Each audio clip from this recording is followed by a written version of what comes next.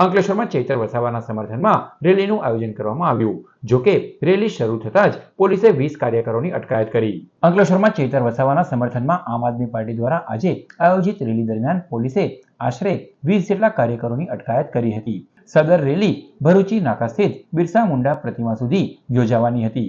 રેલીની શરૂઆત પહેલા જ કાર્યકરોએ બાબા સાહેબ ડોક્ટર ભીમરાવ આંબેડકરની પ્રતિમાને ફૂલહાર અર્પણ કરીને શ્રદ્ધાંજલિ આપી હતી। ત્યારબાદ પદયાત્રા શરૂ કરવામાં આવી હતી।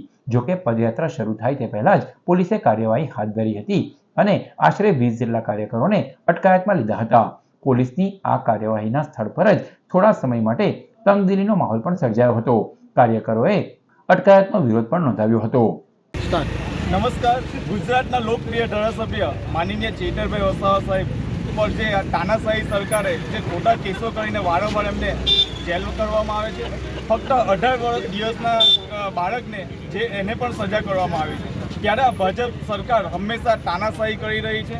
જ્યારે જે અન્યાય શોષણ અત્યાચાર હંમેશા ચૈતરભાઈ એમની વચ્ચે આગળ રહ્યા છે, લોકોના હક અધિકાર માટે લડી રહ્યા છે।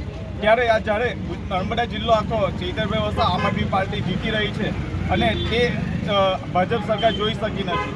એના વિરુદ્ધ જ્યારે ચૈતરભાઈ પર ખોટા કેસો કરી રહ્યા છે અને એમને દબાણ કરવામાં આવી રહ્યું છે।